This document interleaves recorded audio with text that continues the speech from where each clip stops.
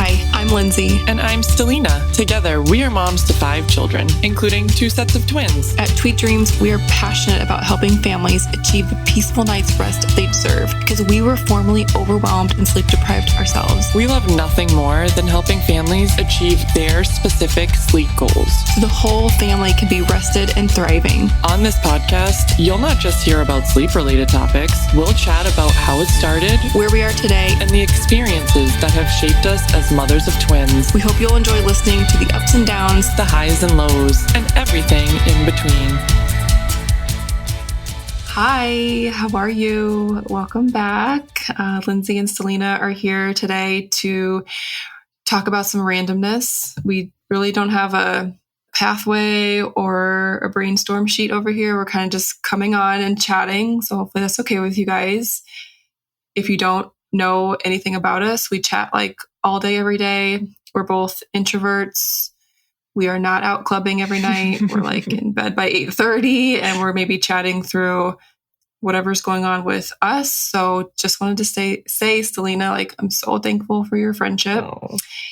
And we have so much in common. And I'm glad that we have this kind of landing point to kind of go over some of this stuff. So thank you, everybody, for listening. If you ever feel like you have a topic that you want us to discuss, we are definitely here to do that. Mostly twin related, but it definitely doesn't have to be. We've talked about other non-twin related things. So yeah, I kind of wanted to dive in with you, Stellina, because you're going through a rough patch. And I thought, you know what?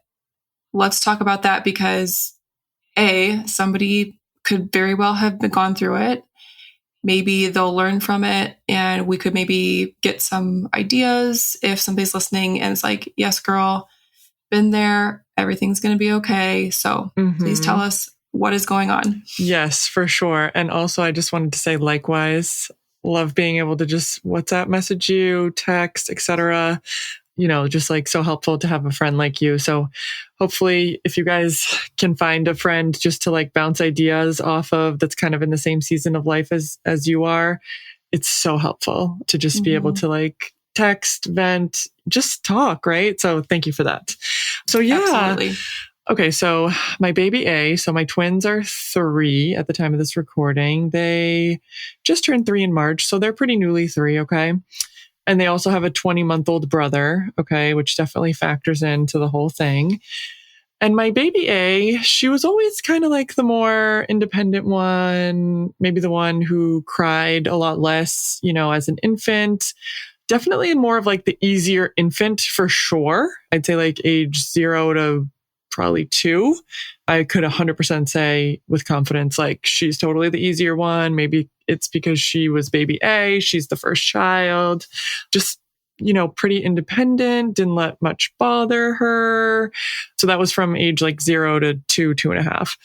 And baby B was always the more vocal one throughout infancy and, toddlerhood, very, very loud.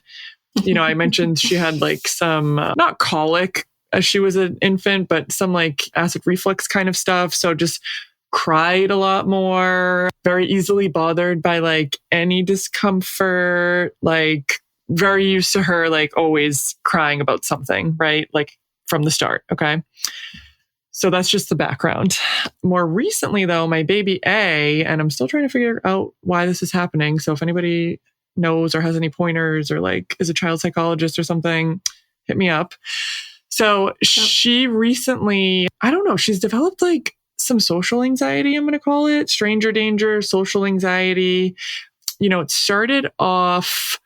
So initially I thought she had a fear, and this is going to sound really kind of funny and strange, but I thought she had a fear of bearded men, which I think she still kind of does. So my husband doesn't have a beard. He's very light skin, light hair. Not that many people in my family have a beard or facial hair, but she's definitely been around people with facial hair in the past. But more recently at the tennis class, I think she saw somebody who, had facial hair, and I think he was being kind of loud, and I think she was kind of frightened. So she got scared of going to tennis. She had been there 4 or 5 times previously with her sister and another little girl, loved it, no issues. And then all of a sudden she started crying during the tennis class. And I was like, okay, this is strange. It's kind of like a one-off thing. Thought back, like, is there any incidents like that I can think of? So also as a background, my kids are not in like a daycare or a preschool setting. We have a nanny. So it's mostly myself, my nanny, my husband, family members, in and out. We go out to normal places like the park, the grocery store, stores, churches, stuff like that, right? But they're not, just as a background, they're not in like any school setting yet. So anyway, I kind of just like, I don't know. I was like really irritated about it, but then I kind of thought back and I was like, okay, I think she's just scared of this sort of man. He's like larger and she's just scared. She's 3 years old. Fine. This happened another couple times. Same thing at the tennis. My in-laws brought her one time. Same thing happened. And more recently, last time we brought her, my husband and I, same thing. Her sister goes in, no issues. We've tried prepping her beforehand, like in advance. We've talked about emotions. We've talked about how people look different because with a 3-year-old, or any toddler really, it's kind of hard to find out like exactly what's bothering them. I mean, she's definitely verbal, like she can talk, no problem. She can express herself like fairly well. But when it comes down to like, during or after the fact, asking like, why were you so upset? What happened? Were you scared of something? Did something hurt you? Even like leading her to it, like, were you scared of that man? She can't really like tell me or she doesn't want to. I'm not really sure. So that's number one. Then we had a couple more incidents, but I didn't really think much of it because she was scared of the Easter bunny. And I was like, okay, like, let's be serious. Me too, girl. I don't like people in costumes. Like my parents like couldn't bring me to Chuck E. Cheese. I'm like, okay, I give you a pass. Like that's kind of weird. I don't like the Easter bunny either. And then she cried when we brought her to church for Easter, same sort of thing. But again, we were like all the way in the back and I had to step out my son is 20 months and he was kind of irritable. So I took him out and I thought maybe she started crying because she didn't see me anymore. So I was like, okay, that's it. I give her a pass. And I'm going to say when she gets to this point, when I say like crying episode, it is like a 10 out of 10 hysterical, cannot calm her down type of cry. Okay. Like it makes me feel like almost like a little bit of a failure as a parent that I cannot calm my own child down. Like I have somewhat of a memory from when I was like a toddler, 3-4 years old. And, I definitely had like some anxious sides to me as a kid, but I remember my parents or especially my mom always being able to like calm me down and her like being able to just like get it together and me either like not cry or just get through whatever I needed to get through because she'd be like, oh, we're going to go get an ice cream after this, or you're going to do great. And there's nothing to be scared of or whatever. So I just can't calm her down. You had said that like, this is more like it's panic. You're like, she's panicking. It's not like a tantrum. It's more like we're panicking. Right. It's panic. Exactly. It's not like a tantrum. Like my other two have been known to have tantrums. I'll give you that. Like, okay, I don't get this cup, so I'm going to like freak out and stomp my feet and cry and cause like a huge scene. Okay, well, like that's normal. And we're not going to get this cup because it's dirty or like whatever, like, or like, maybe they're having a hard time sharing toys and, baby B or my son will kind of like freak out and have like a tantrum. I think that's, extremely normal. And I don't like worry about anything like that because that's just obnoxious. And, it's just, we just have to get through those moments. But this is more like panic, like anxiety, like worried, like fear. So I'm trying to think of other incidents before today. Yeah. So I kind of chalked it up as at a family member's house. Oh yeah. So that was the other one. So at a family member's house, an uncle that we hadn't seen in a long time walked in and they were totally fine beforehand. And he walked in and my other two like went up to go say hi because we were like, oh, go say hi to like uncle whoever, right? And I don't even like push my kids to like hug or kiss or whatever, but I do like want them to greet people, right? Like just respectfully, like let's just go say hi to this person who came in, right? And she just like lost it again. And I was like, oh my God, no. Like, why? Why is this happening? So I had to like bring her into a different room. And it's just like she can't bring herself down, right? So like once she gets to this level, it's like she's hyperventilating.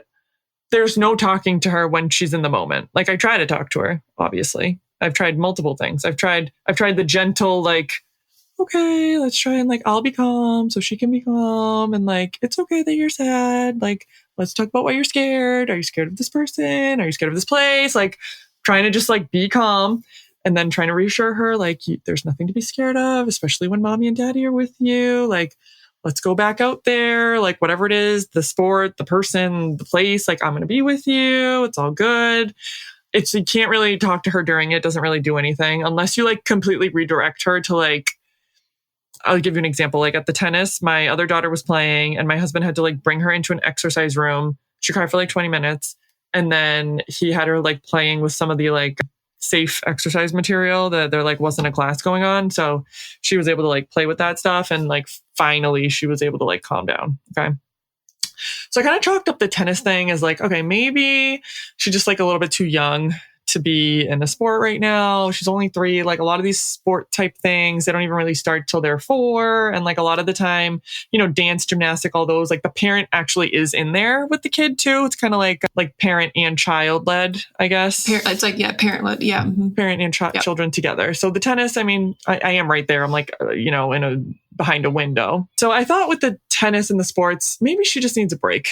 Like maybe she was scared of something. She's associating it with something negative. I don't know what it is. It doesn't really matter. We only have 1 class left anyway. So that's next week. Maybe I'll try it. Maybe I won't. Her twin sister's going to go. And I was like, you know what? We'll just try next year or something, or we'll try soccer or something else. It's fine. But today we went to the dentist and, you know, actually, even before we went there, she was like, I don't want to go to the dentist. And she's never had a fear of the dentist. Okay. Like the dentist actually been like super fun for them. They've gone like 4 times since they were like, I don't know, a year old. And they give you like a goodie bag at the end. There's like a bunch of toys. There's like big teeth you can like pretend to brush. It's like, it's a nice place. She's like, I don't want to go. I'm like, okay, well, we have to go. Like your brother and sister have an appointment. We're going. You're going to like it. It'll be fun. It'll be fine. My nanny's with us. I even said to her, like, it's okay. You can just sit on my lap while they do it. Like, no problem.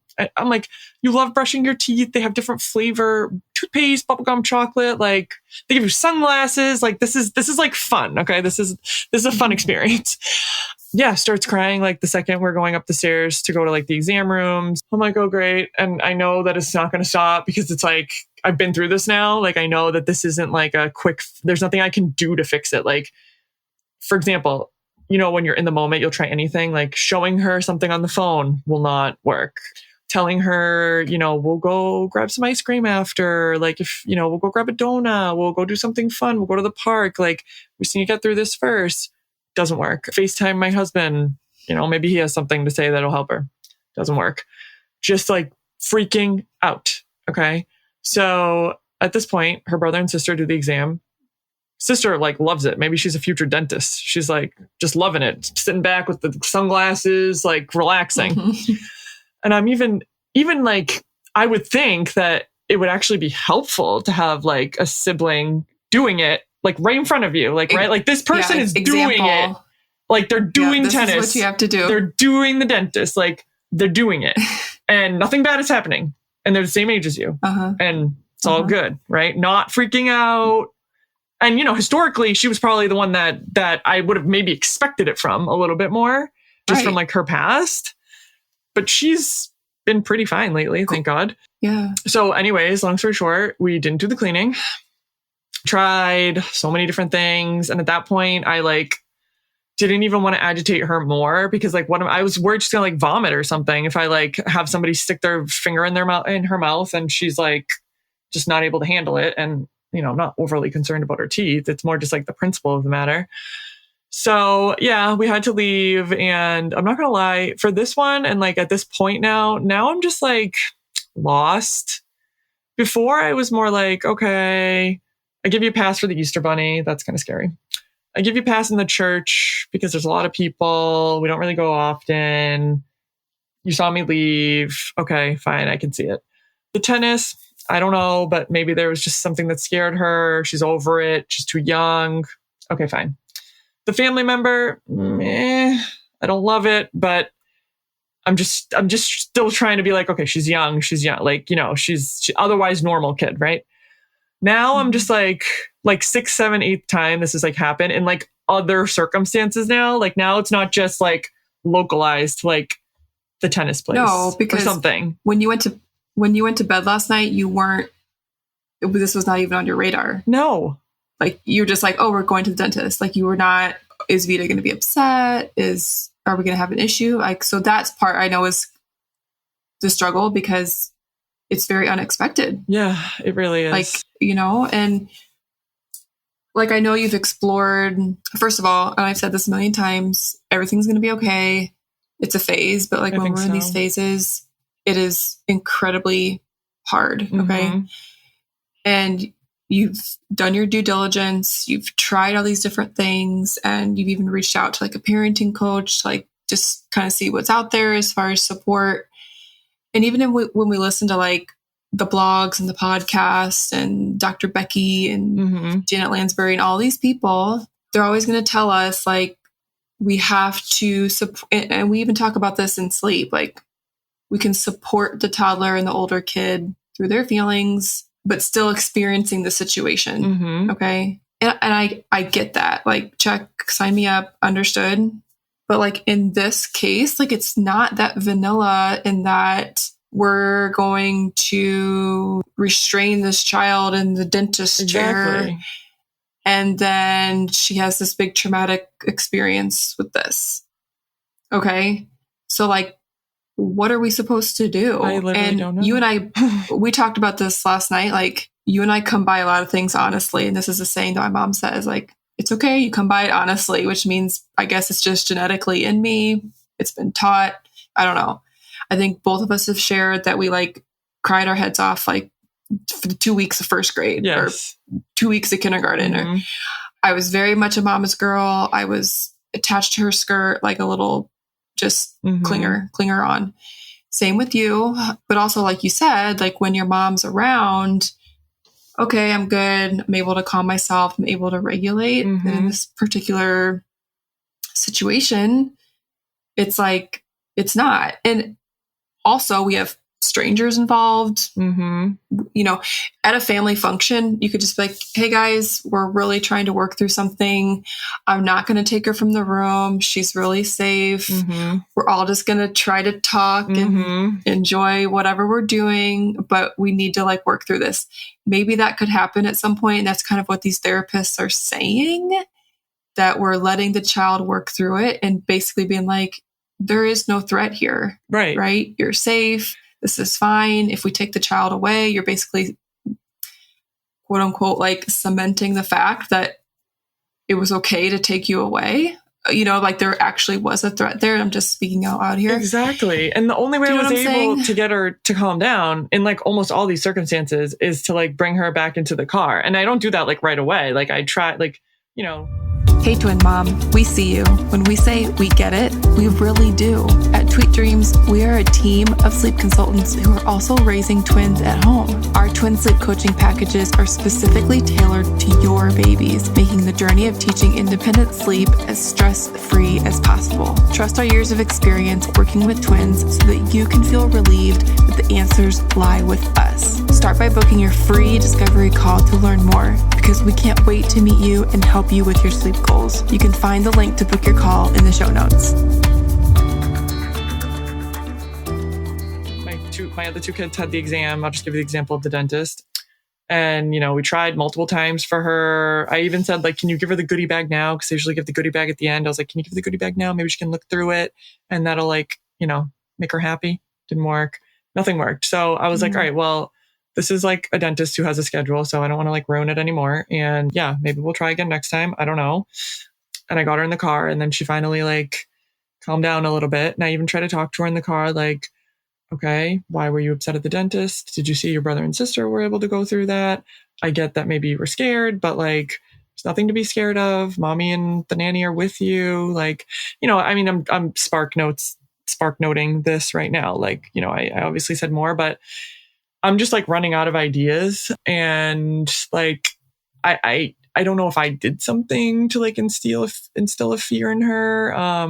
We did have a conversation. One thing, we did have a conversation about strangers like a while back, maybe like 3 or 4 months ago, just because not even this girl, my other daughter was talking about how she wanted to go to a character's house on the TV.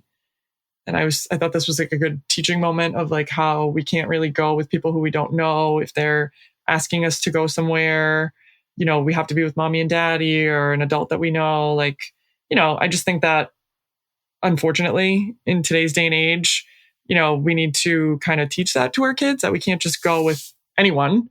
So I thought I taught it in like a age appropriate way. Maybe she took it too seriously and now she's scared of anybody she doesn't know. I mean, I think this is me going going really deep, like I'm just trying to think of anything now. Honestly, it probably is a phase. Okay. Like she can't keep doing this everywhere. That's why I keep telling myself though. And then it keeps happening. And I'm like, hold on a second.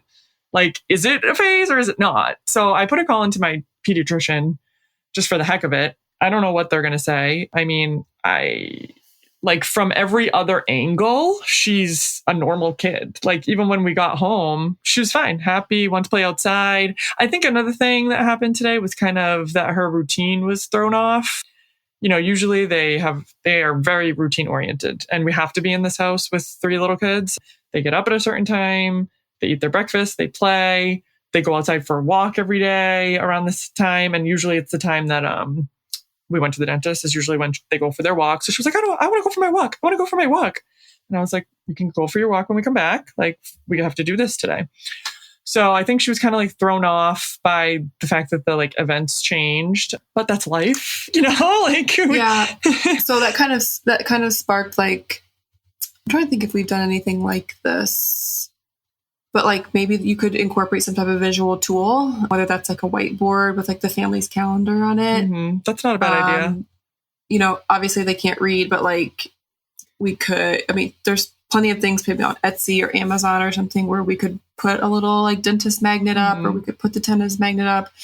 We could write it on there. And like that way, like, because what I know about kids, especially as they get older, they want to know what's going on. Right. You can't just keep them in, and I'm not saying you're doing that, but like maybe it's a tool. And I've told her maybe a visual is better, but I've told her, especially with the tennis, I started like telling her like prepping like way in advance. I even remember showing her the day before we went to the tennis last time, I was showing her YouTube videos of like little kids playing tennis to really get her prepped. Like, I was like, oh, you see, like, this is what you're going to do tomorrow. Do you want to do this? And she's like, yeah, I do. I want to go. She seems like she wants to go. And then even the day before we went to the tennis last time, we went to a little park with a playground, and there's like a little tennis court near it. And I always have their rackets and like a couple balls and like a basketball in the trunk. And I was mostly doing it with my son while my husband was with the girls at the playground part. And then the girls came to the tennis court part outside, and they just started like playing with the rackets and the balls. And I was like, oh, this is good. Like, maybe tomorrow you're going to do this like with the tennis coach. And she's like, yeah, this is like fun, whatever. So I don't know. I think it's like, I don't know. Some people could argue the fact that like, they're not in a preschool setting, maybe they don't get out enough. I mean, they get out like to a certain degree, like, on the weekend we get out a lot. During the week we get out maybe once or twice to go do something. It's really hard to go out with 3 kids. I'm not going to lie. And like I said, they're so routine oriented that like we have like what we do. But then again, you can make the argument with twins, right? Why is her sister totally fine? Her sister is is exposed to everything that is exactly the same. So that's like not really a good argument, No, it's not. And I was just going to say, like, I've had tons of experience in like the public school setting, all the activities my kids do. And we can have a kindergartner who's going to school every single day. It's never been different. And it feels like every morning, this little girl has such a hard time separating from her mom. And I've seen her at swim lessons. She will not participate. Yeah. And the mom just keeps bringing her to the swim lesson, and she will not participate. It's like, kudos for the mom, I guess, to just keep bringing her. She's not like crying or tantruming or anything. She's just like refuses to participate. Mm-hmm. And like we just said, it's not for lack of exposure. It's just who she is. And, it just, in hindsight, everything is just such a phase. And I think these personalities just start to come out as they get older. And with my baby B as well, or like, speaking about yours, like I went through some issues with her, and I even enlisted the help of a parenting coach. And she gave me these like prompts Let's prompt the child. Let's get into the conversation. And every single time it was roadblocked. Okay. Right. At 3 years old, we cannot articulate what this is. And it's so frustrating. It is. That's the main thing. Just like get her to like the yes or no. Oh, okay. I understand that you were feeling scared at the tennis lesson. And then your child is supposed to say, yes, mommy, I was. Whereas my kid would just stare at me or she'd get like an embarrassed look. Same. She'd get an embarrassed look on her face, or she would get like, she would shut down. Like I was basically pointing my finger at her and saying something's wrong. So that like really did not work for us. And as she's gotten older, she's just different in that her mind goes from where we're at. And she's just like me and you, where this is the current issue and we're going to take it 10 steps ahead, where we're just at this step right here. Okay. Right. So she spirals and she adds on, and if this, that, and the other thing happens, then this is the result. And I'm like, whoa. How did you go all the way to step 10? We're still at step 1. And so that's just who she is. At 6 years old, believe me, it's hard, but imagine trying to navigate that at 3. Okay. Right. I think with age, it has to get better. I know it's not apples to apples. It's not apples to apples, but it's like whatever's going on with her, it's going to be okay. And it is. It's just like now I'm the one spiraling too, though, because now we have this communion on Saturday. Okay, my niece. And, we're going to go to the church part, and then there's lunch, and I'm not even bringing my son. Okay. Because he's too little. It's better for me to just bring the twins. Okay. So I'm already like, okay, is this going to happen like in the church? All these people, is it crowds? Is it going to be the family member that goes and says hi to her? Is it going to be the fact that she's in a foreign place? Like, am I going to have to be outside with a screaming kid this whole, you know what I mean? Like now I'm just like, ugh. And obviously we're going to go, but is there a lunch afterwards? Yeah, there's a lunch at a restaurant. Okay. I mean, like when my kids, I don't know if your kids are the same, but when my kids see other kids, they're like, happier. Mom, who? Yeah. Oh my God, they love other kids. Yeah, I'm hoping that's going to be it. I'm hoping that's going to be it, because we're going to the church part, and I haven't been to communion in a long time, but like from the ones I can remember, it's like all the little kids in the outfits, and like they have to like parade around the church, and I think it's going to be cute. I hope. And there's going to be a ton of like other kids there that are like a little bit older, probably siblings too, there's going to be like a lot to watch. And then there's a lunch with, family and obviously other kids. So I'm like really hopeful, and I've prepped her for this one too. I've already told her like 8 times. I showed her the invitation. I've talked to her about her cousin that's going to do this. And like, we're going to go to a church. It's different than the church we go to, but it's going to be a fun experience. And I've like, I think I've done my part for the most part. You have. I just can't control obviously what happens. And now I'm just like, I'm trying to think of like the plan if she panics, which is obviously going to be like, okay, we can't have her panic in the church and like disrupt the whole thing. We have to bring her outside and calm her down, which I'll let you know on the next episode what happens. I know. I mean, I grew up Catholic as well. And I remember they had the cry room. I mean, it was literally called the cry room. I don't know if they have that at the church. If they do, I'll go in it. Like if she does, I hope we don't have to use it, but I don't know if they have it at this church. Hopefully they do. I know. So, I mean, it was created for a reason. I think it was created for infants though, like who like were starving and were like, I need my food.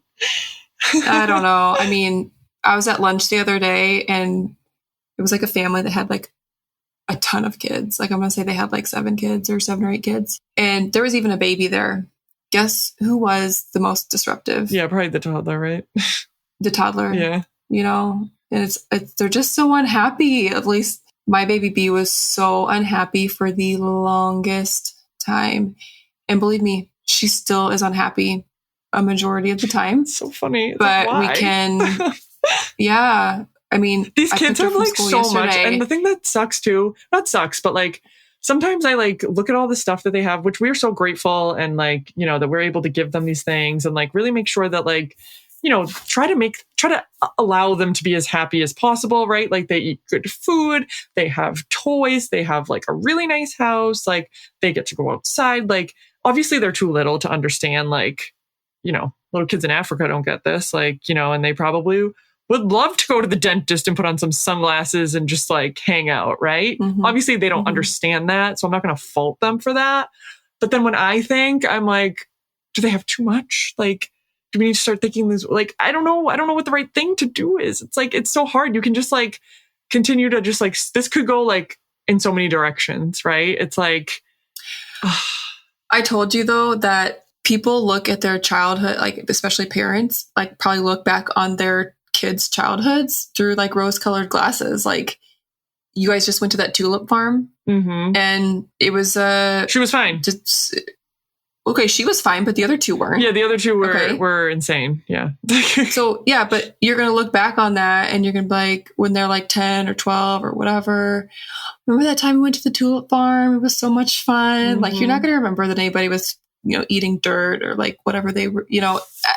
That's how I feel, and that's why I just don't want us to put too much pressure on ourselves. And kids are allowed to be unhappy. This is okay. You have your unhappy days. So do I. I think it's just working through some of that and just sitting with the feelings, I guess, is what Dr. Becky would say. I just keep saying Dr. Becky. Oh, we sat with Oprah. The feelings the whole time at the dentist. We totally sat there. We're okay, screaming her head off. We're in this. All right. The other two are getting their teeth clean. All right. Still sitting through it. All right. She's not going to let us clean her teeth today. I'm just going to have to call it. Luckily she's really great in everything else. And this is really a new thing for her. I even told the dentist and the hygienist, I was it's not you. It's not you. The fact that you have a mask on right now and the cap and all that stuff that they wear with the tools. I can see how that could be scary. I'm it's not. It's she's just doing this right now and I don't even know why. So they were okay. And I'm sure they deal with this kind of stuff all the time. So they were understanding. Yeah, that's what I got. Yeah. No, thank you for sharing that with us. And I think as we parent, everything is a learning lesson for us. It's a learning lesson for your kids. We're all doing the best that we can. Yesterday we were at the park and my baby bee is a social butterfly. Okay. She loves saying hi to people. Mine is social too. Mine's more social too. Baby bee. Yeah. She loves to wave at people. If she sees somebody what? Oh, there's two little girls at the park and she goes, Mom, those girls are at swim lessons. We don't even take swim lessons with these girls. They're taking swim lessons in a different lane. Mm-hmm. I'm how do you know that? Okay. Well, then an actual, a little girl from her class was running, and this isn't a school park or anything. It's just it's a community park. And she said, oh, there's Sophia. And I said, oh, okay. I said, do you want to go over and say hi? And she goes, no, that's okay. And I was okay. I found that interesting because Bryn will go say hi to a statue. She loves saying hi to people and she loves telling them whatever's on her mind. She's very into that. So it's okay, I'm not going to press her. I'm not going to, because I even told you that even in kindergarten, guys, we already have hashtag, I don't want to say bully, but my kids are already coming home and telling me ignorant stuff that kids are saying. Okay. I know. Yeah. And I want to do my job to make sure that my kids are not saying ignorant things to other people. So we got in the car later and I said, no, she goes, I'm going to tell everybody in class tomorrow that I saw Sophia at the park. And I said, okay. I said, can you tell me why you didn't want to say hi to, didn't feel like saying hi to Sophia? And she said, well, I said, it's okay. You can tell me. Well, Mom, Sophia throws fits at school. I said, oh, okay. I understand that. And I said, well, do you think that maybe since Sophia is having struggles at school, that it would be even more helpful for her if you were to be kind and to say hi to her at the park? Because I said, am I hearing that if she throws a fit, you're feeling uncomfortable? Right. She goes, yeah, it makes me feel uncomfortable. And I said, I completely understand that.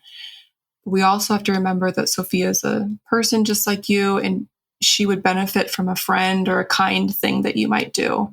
And she's like, okay, Mom, I understand that. So I really felt proud in this moment because like I wanted to uncover why she was going outside of her personality. Right. Because she's a very loving girl. Like, you know, she is very inclusive and things like that. And so the fact that this 6-year-old in kindergarten is having fits for whatever the reason is, she needs a friend. And, you know, I didn't want it to like exacerbate like, oh, Bryn saw me, but she didn't say hi because there's something wrong with me and all of that. So a lot of this is just probably me reliving my own childhood and maybe feeling guilty for some of the things I did. You know, we make bad decisions as kids and maybe I ran around with the wrong group. And so I just want to make sure my kids are just not that way. And especially being in a public school, we see every walk of life, like every, you know, everybody's at a different developmental stage, but we're all one big group. And so I think that's really good for them. Yeah, I think too. I think that just kind of sparked something that happened yesterday. No, it's good that she was able to tell you that. Like, that's reassuring for me because in my mind, I would have been like, oh, you're just being rude or you're being a brat. Yeah. Like, but she was basically telling me like, this is something that she's met with every day that makes her feel uncomfortable. And like, I understand that. Like, we're going to see people with disabilities. Like, you know, why does that person have one leg? Why are they in a wheelchair? Why are they this? Why are they that? And kids are just curious. They're allowed to ask those questions. And we shouldn't shame them for being curious because they've never lived life before, you know, and my daughter was in a wheelchair for, 3 months. And I'm sure somebody said something that was unkind and we talked through that. Mm-hmm. And so it's like, don't do something to somebody else that you wouldn't want done to you. It's like the cardinal rule, right? For sure. But easier said than done when you get into this peer pressure of school, the older kids. Yeah. You know, that's another concern that I'm just putting to the side for now. I'll deal with that when I get there. Right now, I just have to figure out why my kid is crying at like every public setting that she's going to right now. Because that's another thing. I'm like, when she goes to school, like, is she just going to do this in school? I mean, she very well may, but I'd like to like uncover it now before, I know. And, like I said, she's not a zebra. Oh, she's a horse, yeah. I hope so. Yeah. Yeah. So like when she does go to a school setting, these teachers are ready. They're prepared. I mean, they see it all. They've fielded everything. We talked just about this topic and that's totally fine. I had a couple other things, but it's totally okay. Most of the stuff that came over on Instagram yesterday is definitely toddler related. So it's all under this umbrella and we can talk about that on a different episode. Toddler years they're tough. Challenging for sure.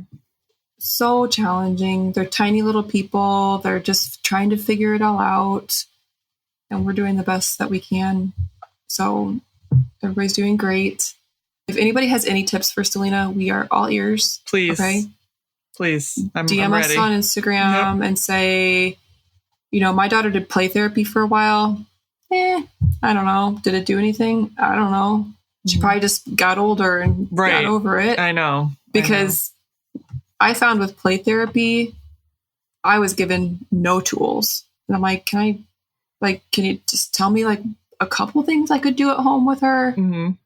Instead, in play therapy, the therapist in the play type setting is basically able to uncover what the child's struggle is. Well, that could be useful. Without talking. Yeah. Without talking. Because my daughter, hers is confidence. Mm-hmm. We know this. She's not confident in herself, and he was spot on. But how to make her more confident, I still don't know. I'd be very interested in seeing if something like that would help, because if my daughter would just walk in and freak out and that person would be like, oh, it's that. And be like, really? Is it? Really? Okay. Thank you. Thank you for that knowledge. I would love to just know what it is. Yeah. Believe me, I'm sure they've seen it before, but there's kind of a roadblock there where like we have to engage with the counselor in order to, and I mean, I'm sure you could be present. Like, we have to meet the child where they're at. you need to be in the room, then that's fine. But hopefully the pediatrician gets back to you. And like I said, I think best. she's totally fine. I think it's just her being a kid and like me trying to just mitigate it as soon as possible because it's disruptive in like all settings. So anybody have any tips? And let me know. Yeah, it's added to your plate of worry. So I get that. And me and you are like Google spiralers. I mean, not good. No. But at least we have each other and we can dump our thoughts in a safe space. Yes, for sure. So, okay, guys, thank you for listening. This is definitely like a randomness episode. We will be back next week and hope you guys are getting excited for summer. It's getting warm where we're at. And yeah, I'm just looking forward to some summertime stuff. So I can't believe we're already here. I think my kids have like 15 days of school left. It's crazy. Can you believe this? So crazy. No. But it's good. We're done with kindergarten. It's good. I know. I think next week we're going to talk about our favorite products, whether or not that's like baby stuff, toddler stuff, big kid stuff, mom stuff, right? Sure. We all have our favorite stuff. So looking forward to that. Yeah. All right. Bye. Bye. Thanks for chatting today. If you liked this episode and conversation, be sure to leave a review or rating. Share it with a friend on social media or a family member. It's our goal to reach as many parents of multiples and singletons alike. You're not alone in your parenting journey. If you'd like to hear about a specific topic or have an episode idea, please feel free to message us. We're here to help.